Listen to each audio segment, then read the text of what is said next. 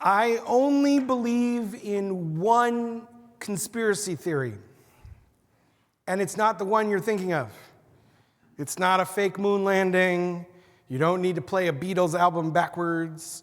I believe in a biblical conspiracy theory, and not the Bible code either. I wrote a whole paper in college about how the Bible code is bunk. Ask me about it sometime. No, my one conspiracy theory is this: Moses was framed. That's right, it was a setup, #justice for Moses. If you're not following, let me catch you up.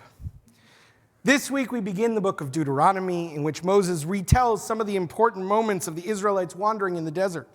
One of the stories he tells is the incident of him hitting the rock, which was told in more detail in Parshat Chukat from the book of Numbers, which we read a few weeks ago. The Israelites were without water. Their well had dried up. As they have done throughout much of the book of Numbers, the Israelites go to Moses and complain bitterly. Why did God bring us out of Egypt to this wretched place so that we could die in the wilderness? Moses is incensed at their insolence. God appears to Moses and says, take your staff and assemble the community, and before their very eyes, order a rock to yield its water. Thus you shall produce water for them from the rock. Moses stands before the people and says, listen, you rebels, see what we can do for you. And then instead of asking the rock for water, he hits it with his staff. Water pours out and the people's thirst is quenched. But now it is God who's angry at Moses. God says, because you did not trust me enough to affirm my sanctity in the sight of the Israelite people, you shall not lead this congregation into the promised land. Moses will not cross the Jordan. He will die in the wilderness, never getting to see his lifelong dream fulfilled. So that's the story. But why do I think it was a setup? First of all, does the punishment fit the crime? No, it's too harsh. So what if Moses hit the rock instead of asking it for water? Is it really a reason to deny him the right to see the promised land after all he's done for the Jewish people? And to add further evidence to this, the story of Moses striking the rock is actually a callback to an earlier story from the book of Exodus. 40 years earlier, the Israelites were also without water. But that time, God told Moses to strike a rock with his staff to get water. So when all this happens again in Numbers, why does God change the miracle from striking to asking? It's suspicious. And if God wanted Moses to ask the rock for water, why does God say, take your staff with you? He doesn't need a staff for asking. It's a superfluous detail, unless it's the smoking gun that proves that God set Moses up. So here's my theory. God needed Moses to retire. God knew Moses should not cross over into the promised land. If Moses stuck around and finished the task, the people might start worshiping Moses as a god. They needed new leadership, but God couldn't just fire Moses. God needed a pretense. So God sets Moses up. God cuts off the water supply, knowing that the people will complain, and knowing that Moses will get angry. And then God says to Moses, go pick up your staff, go to that rock, and ask it for water. But Moses, whose anger is making him impatient, doesn't even hear the whole instruction. He goes, yeah, right, they hit the rock miracle, I got it. And so he strikes the rock, just like he did the last time in Exodus. And the miracle works, same as it did the last time. But now God's got something in Moses' personnel file. Moses disobeyed a direct command. Who cares that it was a strange command to talk to an inanimate rock? Moses didn't listen. And God seizes the opportunity to force Moses into early retirement. It was God's plan all along, an inside job, case closed. Now, in order for my theory to work, God has to be counting on Moses' anger. But that's a pretty safe bet. Moses has anger issues. This is the same guy who killed an Egyptian taskmaster for beating an Israelite slave. The same guy who threw the tablets of the Ten Commandments to the ground when he saw the golden calf. And all through the book of Numbers, the people have been rebelling against God, and Moses has gotten angry on God's behalf each time. The incident of the spies, the incident of Korach's rebellion, complaints about the manna that God sends every day for the Israelites to eat.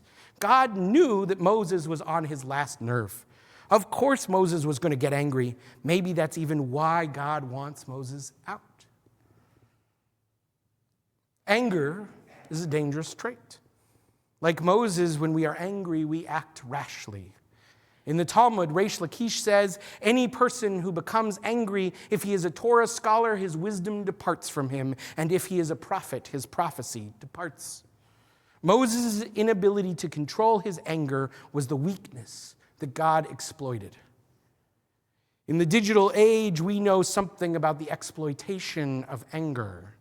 Social media companies who rely on people continuing to interact with their apps have found that the posts which create the most engagement are the ones that elicit people's anger. So they program the algorithm to serve us up the stuff that will infuriate us the most. Stuff like, outlandish conspiracy theories. And this makes us angrier in the real world. A 2019 NPR poll showed that 84% of Americans were angrier than a generation ago. And that was before COVID, before 2020. And these angry feelings can lead to violent actions. In his book, The Chaos Machine, the inside story of how social media rewired our minds and our world, Max Fisher tells the story of the people of Sri Lanka who were using Facebook and WhatsApp to gin up ethnic violence. Sri Lankan officials begged Facebook to do something, but their requests were ignored. It was only after mobs took to the streets, destroying homes and businesses, that the government finally reluctantly blocked all access to social media.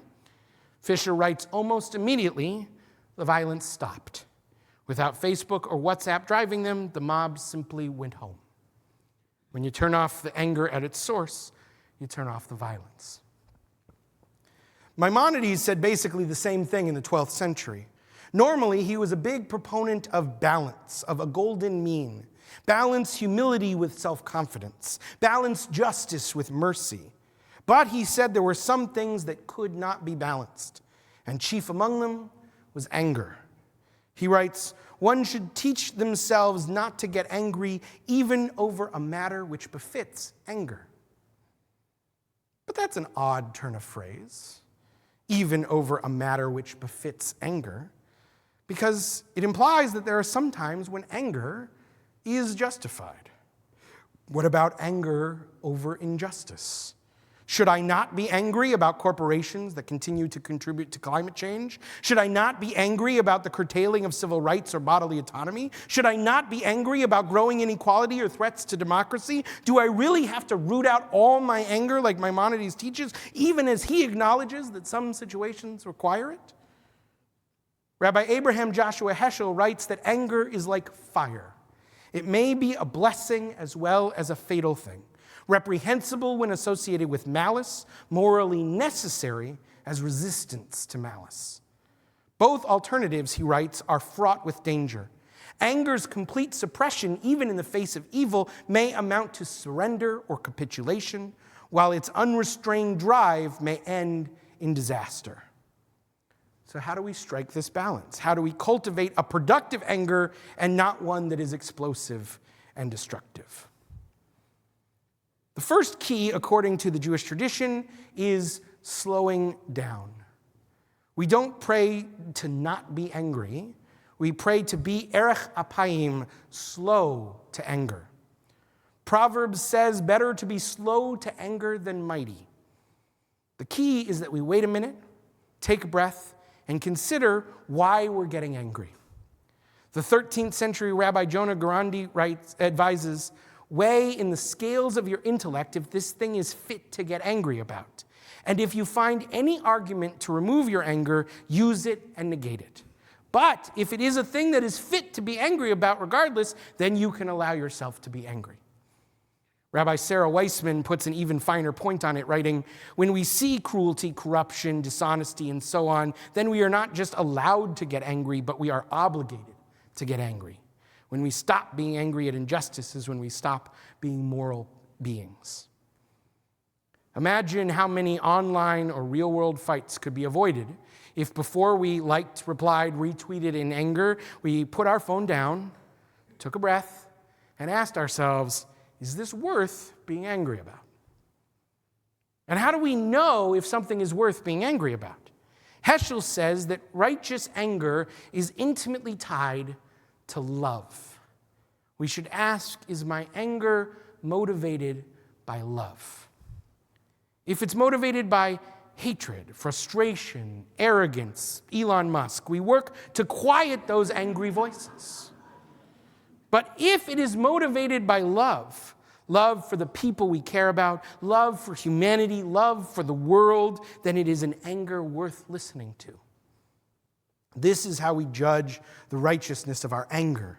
We breathe, we look within, and we see if our anger is rooted in love.